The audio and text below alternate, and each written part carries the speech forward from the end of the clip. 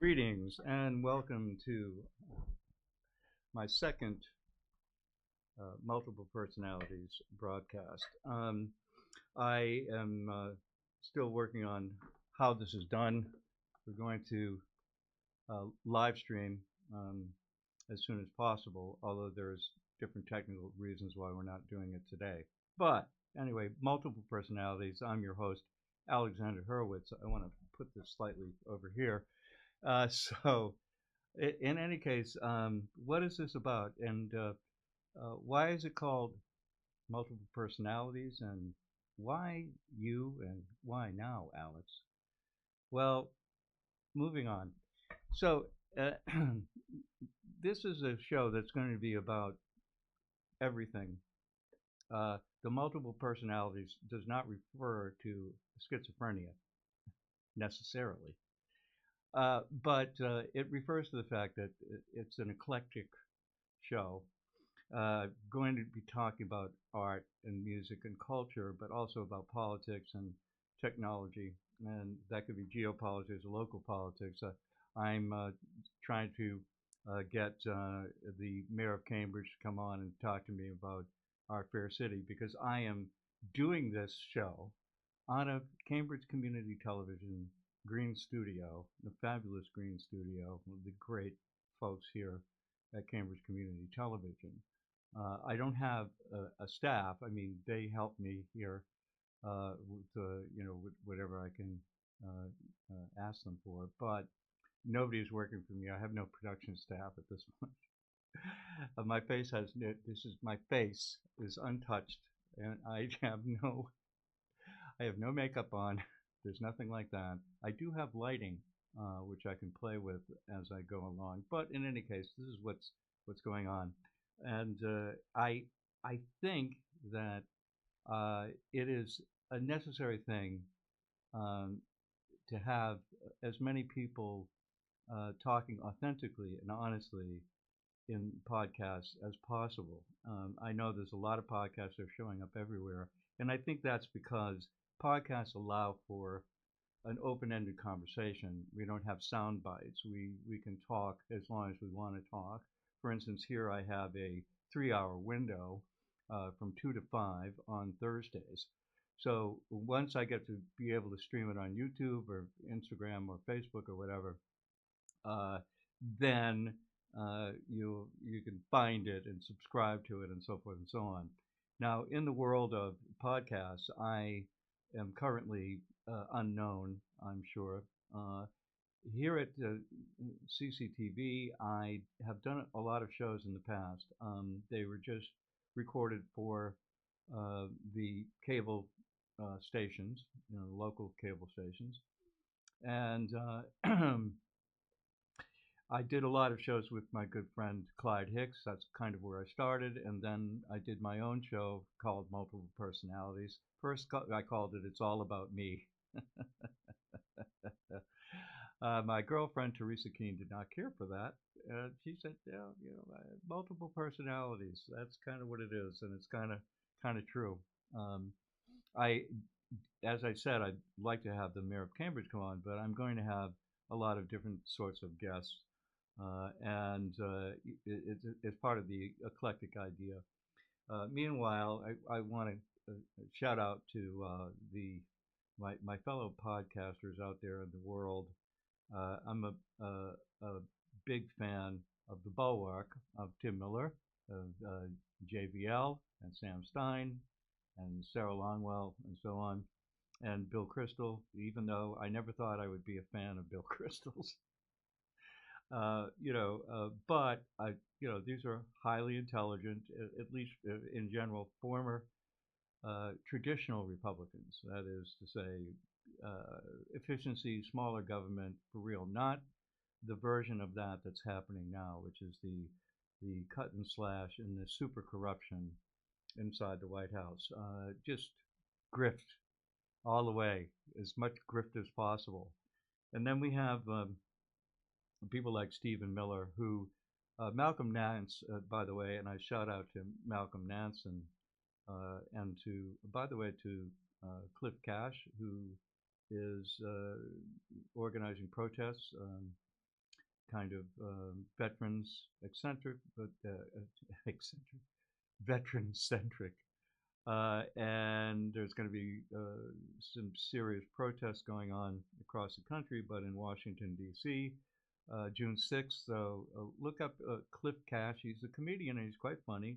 But this stuff isn't funny, and he's very troubled by what's going on in Washington, D.C. and in the White House. With Malcolm Nance, it's called Special Intelligence is his podcast. I also want to promote that. And he will give you chapter and verse as to the overall security situation and the ramifications of what the White House is doing for our security here in the United States and elsewhere around the world.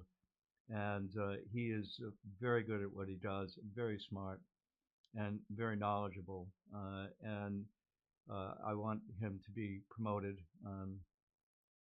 A lot of us are looking for mass protests because we don't know how to move the Congress, for instance, to move people enough without mass protests, without a lot of people coming out, a lot of the constituents of these, pathetic Republicans who are rubber stamping and have been rubber stamping every incredibly corrupt, every incredible anti-constitutional move that Donald Trump and Steve Goebbels Miller are making, and Musk and his whole cabinet of incompetence. And so the only way to get through, since the officer corps of the military is being gutted and they're not reacting, even though they are totally sworn to the Constitution of the United States. And let me say, if I were to eliminate all of the things that Trump has said and the absurdity of a lot of the things that come out of his mouth and the lies and so forth, the people in the White House are literally treasonous. They are traitors. They are traitors to the Constitution of the United States, which is the highest law of the land. And even the Supreme Court have also been traitors to, in most cases, again, rubber stamping things that they never should have, and now they themselves will pay for the fact that they've given Trump the immunity for any so-called official act. And he decides what an official act is in his mind, because as soon as it's in his mind, it's been decided. And then he speaks it out loud, and that's it. This country, was formed on the idea of rebelling against a tyranny, which they considered King George to be tyrannical over the colony of the pre-United States, over the American colony, if we want to call it that. That came from, I think it was Christopher Columbus's brother, Americus Vespucci, and that's how it got to be called America. It's all a fiction, folks, and we have to understand that history is generally written by the victors, and that's an old saying. I didn't make that up, but history is written by the victors, and so it's basically fictional in many ways. It's a story, and it's a story that we decide whether or not to agree with, but in general, we have agreed that this is America, and then later on, that this is the United States of America, with the first original 13 colonies being the United States. And we generally created this story from the founding fathers, and I have to say, and mothers. We created this story, and it has been agreed upon for the last 250 years until now. Lincoln had his problems with the idea of the United States, and he sided on the idea of keeping the Union, the United States, together, even though it was questionable how it was done, and he knew it. But being originally a lawyer, and I think he did time as a judge as well. But in any case, in a very lawyerly way, uh, deciding about, in his Cooper Union speech, for instance, before he became president, that the founding fathers gave the right to the federal government to decide about slavery in the North, and that rubbed the Southerners somewhat the wrong way, and the specter of secession came up, and nobody wanted secession. That was going to create a situation which all of the original founders felt was the worst possible scenario, and would create a situation in which permanent division happened, and uh, states involved could bully other states that were disagreeing, and so forth and so on, perhaps militarily and so on. And so Lincoln decided, because the many people in the southern states were against him to begin with, that they were a problem to his presidency as well as to the Union. And so he decided on that basis to expand conscription, to expand the army, and to prepare for war. Uh, that meant that he was requisitioning money and getting drafts going, basically. And so that's kind of where we came from, in the sense of, well, what do we do when there's a lot of division, when there's actually a lot of states? I think originally in the Confederacy was 11 states. Right now we have many states that consider themselves to be red states. It's unclear whether or not this is a legitimate thing here, whether the election was this election was legitimate or not. Of course, as far as Trump was concerned, the only legitimate elections are the ones in which he wins, and uh, and so if you don't get that, then that's a linchpin to the entire story here. It's whatever I say it is. That is tyrannical rule writ large. And that is what is going on. So I think it's important for us to talk about it. I'm never going to stop talking about it. At the same time, because I am a person who's been playing the guitar since I was 12 years old, and performing, I have, I think, sometimes been a totally professional musician in that way, because I was getting paid to do it. Right now, I'm not getting paid to do it, and so it is more on the level of an avocation, I guess. But I take it very seriously, and I think music is and art are things that are part of our human nature, and they are perhaps the better angels of our human nature. And I think I was just listening to a podcast, another podcast I want to shout out to, which is What Now with Trevor Noah.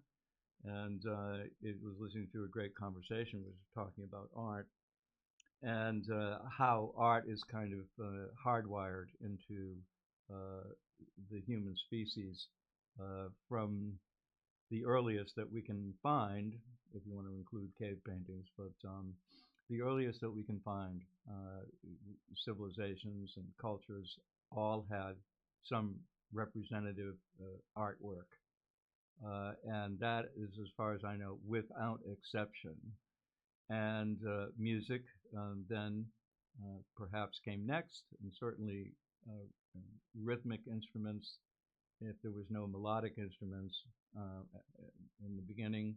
Not sure about that. Going to have to check. But and music would certainly be part of that. I think we as a species are a musical type species. I think it's just in us to, and it's hard to find any culture, if there are any. I'm not aware of them that don't have music. The next thing is the development of science, the development of objective objective reality, let's say. And again, the development of the idea of finding objective truth and objective facts. That is verifiable information, in other words, over distances, over different cultures, over with the different experiments getting across the world, getting the same results every time the experiment took place. Science, another better angel, I think, of our human nature. And so I want to discuss all these things. Besides the politics, too, and this is one of those things which a lot of people have trouble accepting. Uh, that is the visitation of other species, other um, creatures from across the galaxies, across the cosmos, if they're extra dimensional or extraterrestrial.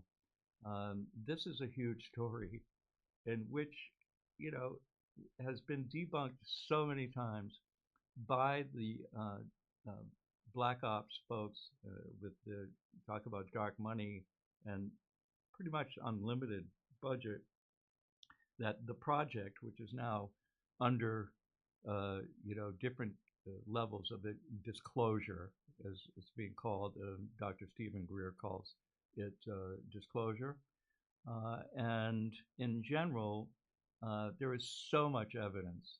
It's just an overwhelming amount of evidence that not only have we been visited by other species, but it's been going on for literally thousands of years.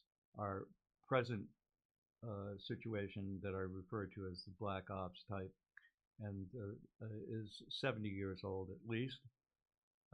The idea of reverse engineering the alien technology, the false flag episodes that this same Black Ops group, which, as I understand, is transnational. So it isn't just exclusively here in the United States, but it certainly is very powerful here in the United States.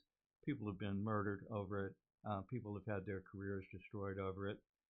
People have been sort of flushed into non-existence if they even attempted to whistleblow. And it is a terrifying story in that regard, but it is a real story.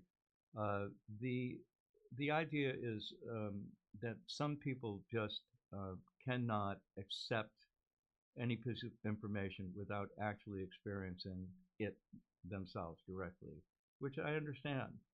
I was just talking to a friend of mine who told me that I think, he was in the mounds. I think we were talking about in the Hebrides, but anyway, wherever he was outside smoking a cigarette, and along came a spidery-looking globe glowing and just went across his vision, and he knew it was an anomalous vehicle and couldn't talk about it basically because he was, people were going to say, yeah, you're crazy. You didn't see anything. It was ball lightning, swamp gas. I like the one that said, well, you're looking at Jupiter. No, Jupiter doesn't go flying across by space in front of me. But anyway, so he actually experienced that directly. And so talking to him about it was pretty easy. Uh, you know, but I told him what, for instance, the CIA considers to be proof of something. So, as a general thing. So, number one, is it possible? And number two, what is the motivation? So, when we're talking about alien visitation and spaceships and all sorts of things, uh, is it possible? The resounding yes, because there have been so many sightings and so much going on for such a long time. I'd say yes, it is absolutely possible. And then what's the motivation? Um, the motivation is that there are multiple galactic or interdimensional species that are interested in other life forms. That this has been going on. for a long time. In fact, there's a lot that's been said that, in fact, uh, the Anunnaki, known as these are very tall extraterrestrials, are the ones who are the progenitors of our particular form of human being. That they uh, played with the genetics, that they uh, came across as gods, and are responsible for very high technology being used here on this planet. And they have had a great deal of control of how our species has evolved. And so there is this. There are all these things which indicate uh, a lot of exposure to other beings. And so, do it's very hard to convince people of this sort of thing because we've been taught to debunk this stuff almost automatically. And I think that's sad because, in a lot of ways, instead of obsessing on the horrible politics of the moment and the constant warfare that kind of goes on intergenerationally, we just can't seem to stop. And empires all have to have others, have to have enemies because it's a natural outcome. And we keep repeating and repeating and repeating these things. And so it makes one have to question is like, how is this possible? How do we not learn, uh, to stop doing the things that are so destructive and self-destructive? But here we are, and I think that the story about these stories are so much better than this ultimate sort of empire and the saber rattling, as we used to call it, or dick swinging, as I like to call it right now, of all of these mostly male uh, leaders across the globe and across generations. So I blame most of this on men, although there are women that support men because the when a man has a woman that supports them, they do better than if they don't have any woman. In general, they tend to be more powerful when there's a woman with them. Um, so I think, though, still it is mostly male-dominated leadership in the world, as I think most people would acknowledge, and I think that that's bad. I think there's an occasional uh, civilization or culture which is uh, dominated by women, that is led by women. It occasionally happens, uh, very occasionally. You do have the example of who they call the Amazon type women, but in any case, it's certainly rare, and we are certainly male dominated right now, and I consider it to be pretty bad as a general rule. But again, back to the idea of all these things that are going on in the world at the moment, politically, geopolitically, uh, are pretty dire. And the better story, as far as I'm concerned, is the one about the fact that we're not alone in the universe. That there are multiple species around the cosmos, and that they are uh, present even now, and they are having an effect on everything. At least they are adjacent, to everything that goes on here. But uh, we, the idea that somehow people don't believe it is really just crazy to me. Now we have another shout out that I'm going to give to Farsight, uh, farsight.org.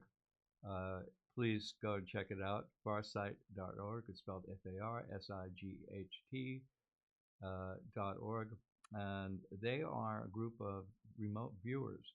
Now, this remote viewer thing has been around even when the CIA had a program of it, and there were varying levels of success, I guess, but some of it was quite successful until they ended the program.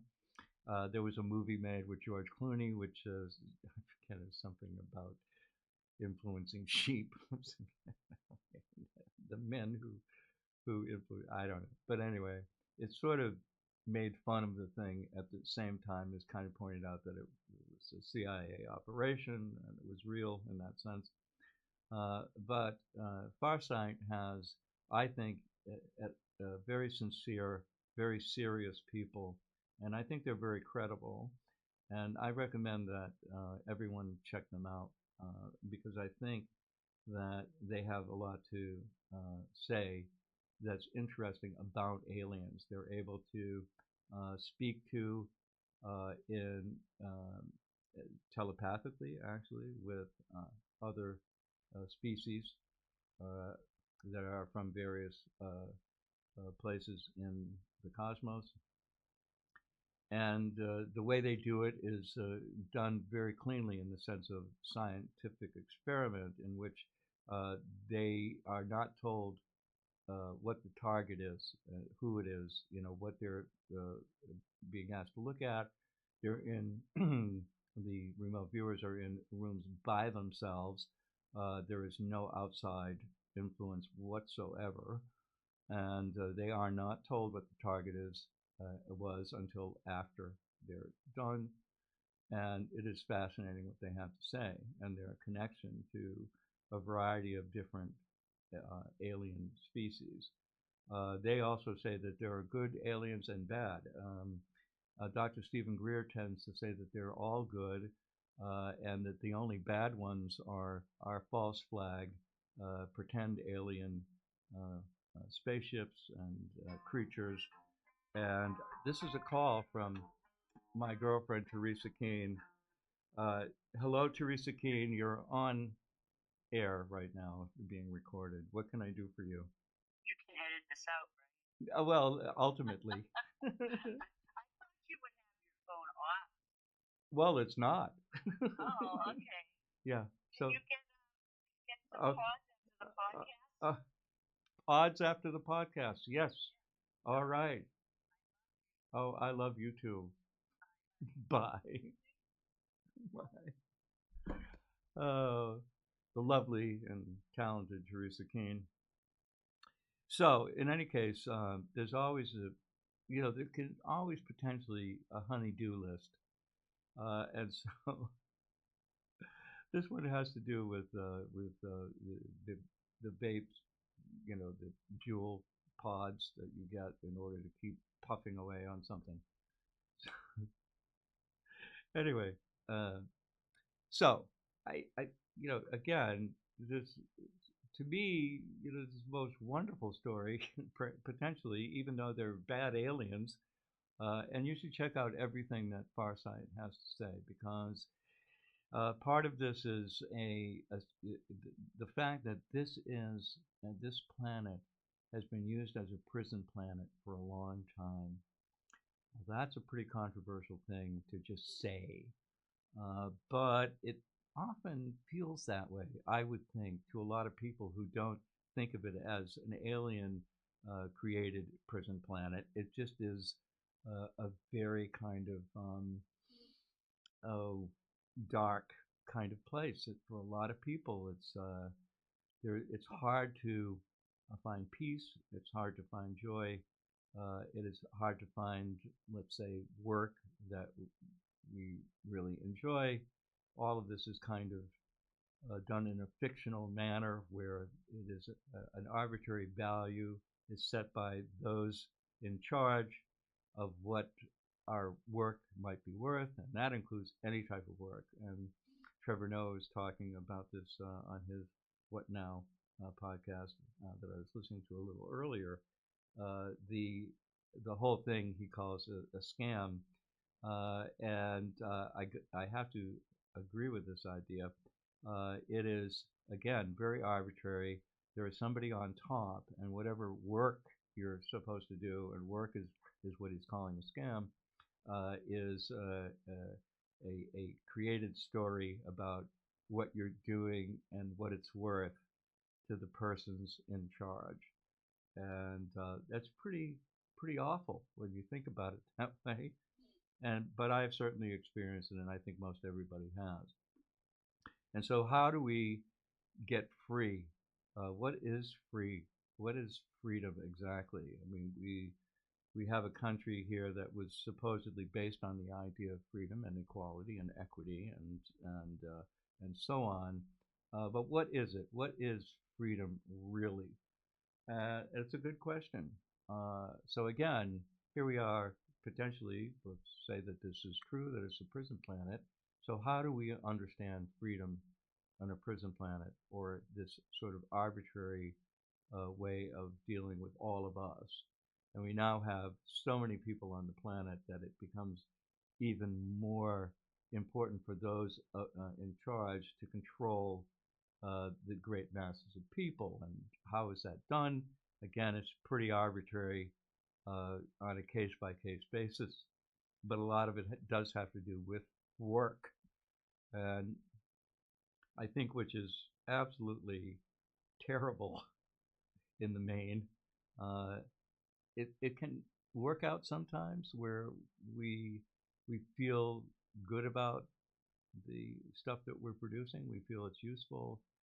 That's fine for those of us who can have that kind of work. I mean, occasionally I have felt that as being a performing player of music, occasionally selling some artwork. Um, I think there are times when I have really felt that, this is a good thing, it's useful. But again, the value of what I was doing was totally arbitrary, totally fictional, and not set by me. I mean, I could say, well, I need this much, and as a player of music and going into a club, I could say, well, we uh, demand this much of a payment, or we won't do it. But that only happens after you have a kind of a guaranteed audience. So as soon as the club owner or the venue owner sees that you have your own audience, then you can say, I need this kind of money for this show and so forth and so on. Other than that, you can't. They're going to tell you what you're worth, if anything. A lot of times especially starting out, you're going to play for free, which nobody, nobody wants to do these things for free. But in any case, that's kind of how it works. So again, Prison Planet, uh, arbitrary decisions about what anything we're doing is worth, and it's not a fair system, but it's one that we've agreed to for the most part. And those of us who do not agree may be at least economically punished. We may be pushed aside if we're uh, too vocal about it, or if we create a problem for those in charge.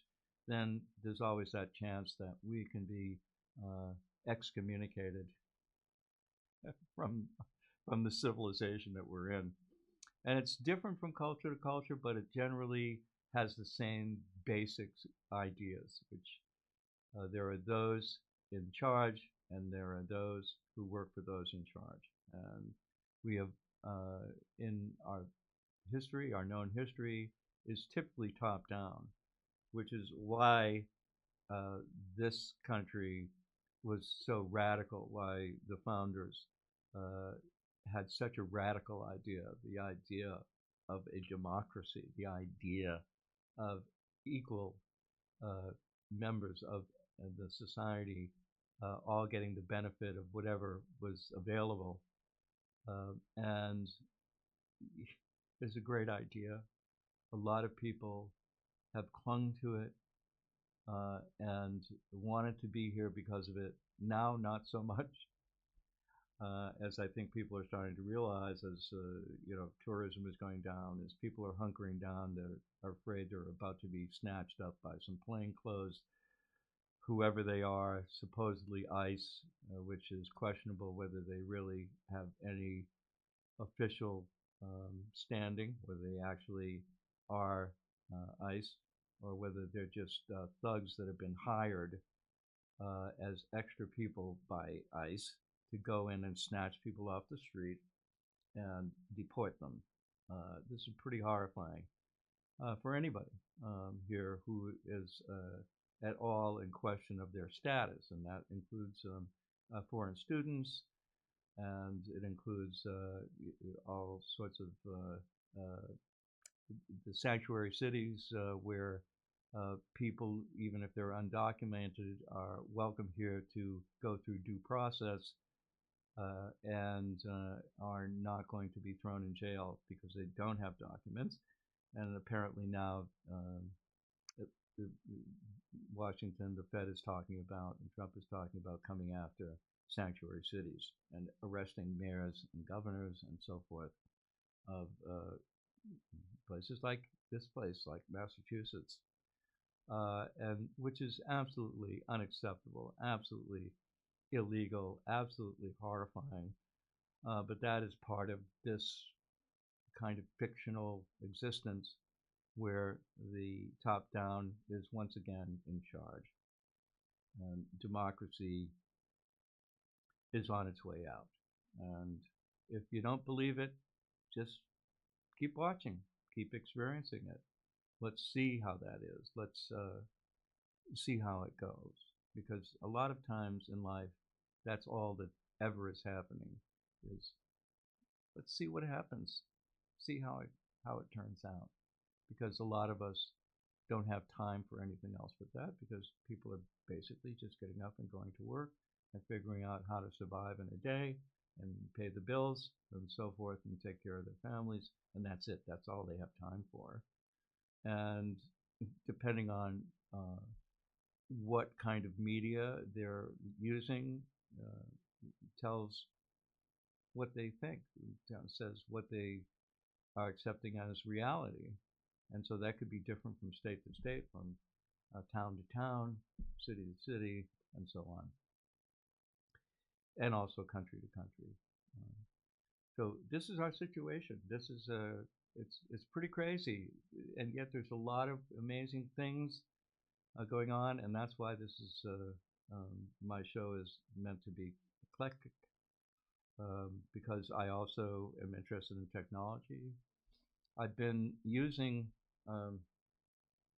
ChatGPT and Perplexity. We also have Grok, which I believe is Musk's AI.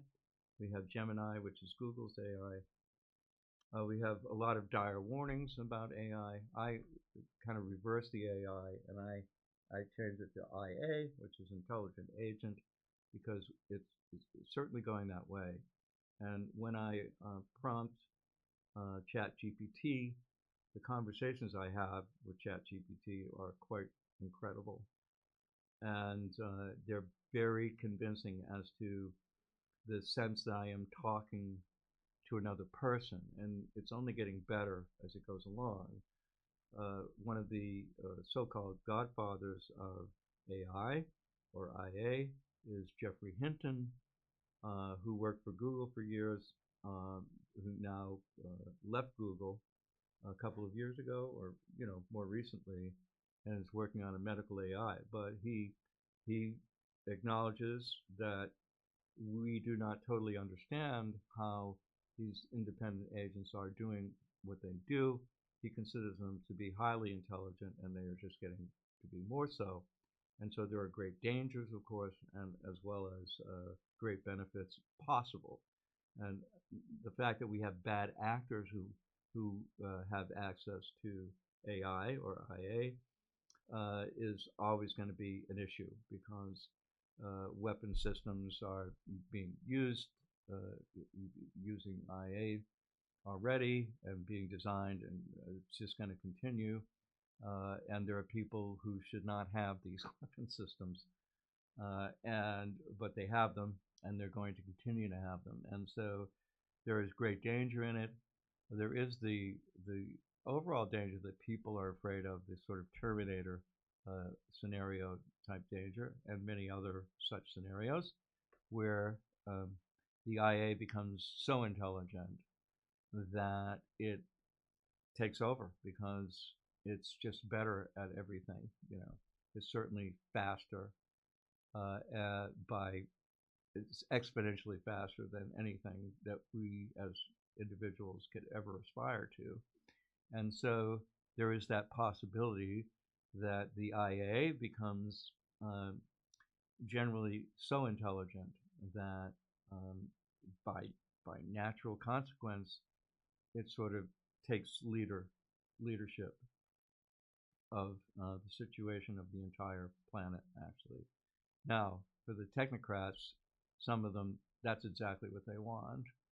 Does Elon want to do what his grandfather uh, did, which his grandfather called it technocracy, where the government was led by scientists and engineers only, whatever government there would be, but they would be in charge. And everybody else, that would be the top down, that the technocrats would be in charge, and the rest are working or not. And if they're not working, see ya, wouldn't want to be ya. And so this is a possibility. There is a possibility that Elon Musk is specifically doing that, that that's part of his plan, similar to his grandfather's idea. Uh, and it remains to be seen exactly how that plays out. It does have elements of it with his Doge uh, cuts and the concepts that are involved in technocracy. He has the power that his grandfather did not have to implement a lot of this, and he is fully engaged in technology, which has become essential not only to the government but across the world with Starlink and also with NASA and his rockets and so forth. So we have these, uh, at least potential realities which are very important and affect everything and everybody on the planet, maybe for generations to come. And so we ought to be cognizant of what this really means. And what are any of these folks and people like Andreessen and Peter Thiel, and the list goes on. I won't name them all, but they know who they are. What is the reality of what they want and what they are implementing through someone like Trump, who is, I think, not only is he unhinged, but he is in cognitive decline, despite what he says about how good a brain he has. And it's pretty dire um, when looked at from that perspective. So I want to kind of wrap this up because I'm not going to go super long. But I want to say that I love being here. I love the idea of doing this. Uh, I love all the folks out here, all the regular folks who aspire to be free, who aspire to peace, uh, and dare I say joy. Um, and I think a lot of times it would be I would be hard pressed, for instance, to tell you what peace feels like because I'm not sure. I think occasionally I have felt joy. There are people like Sadhguru, who I think is a wonderful man and very wise, who says he's in joy all the time through his practice, through through yoga, through Hindu practice. He claims to be somebody who's uneducated in the sense that he has not read uh, the Mahabharata. He hasn't read. Uh, he's not educated in Hindu text, but he he understands a lot of it and obviously encompasses it in a way that is fresh, I think, in the world of gurus, and he's wonderful. But in any case, he is somebody who uh, says that he feels joy on a regular basis. That's the kind of state that he exists in, and I think that's wonderful. And I think that it would be wonderful for all of us to be able to experience that. And but again, I think that's for many of us a bridge too far. That it's an occasional thing that happens in a regular life that isn't it doesn't have a yoga discipline or something of this similar nature. Um, I think the being in the now, living in the moment, can be a very peaceful feeling because one is not concerned with the past or the future. It's just what is happening now in this moment that I'm actually existing in. And it's always only this moment that I am actually existing in. In a sense, there is no past and there is no future in that regard. And but again, what does peace feel like? What does freedom really feel like? And can we name what that feels like? I sometimes think that this being in the now is certainly part of the answer. Uh, I think sometimes when I am listening to music that I care for, or looking at art that I am interested in, there is a sense of peace that goes with it. To describe exactly how that feels, I would be hard pressed to do that. But I'm working on it, and when I know exactly how to express it, I will, and I'll do it right here on multiple personalities. Until that time, I wish you much love. And once this is out there on YouTube, which takes some doing, but once it's out there, um, I I will ask you to subscribe and let's promote each other when we do good work or when we do things that are useful. I am not here to create content or to be an influencer. I am here to contribute and I hope to be useful. So it's me, Alexander Herwitz, saying much love to you all. Take care.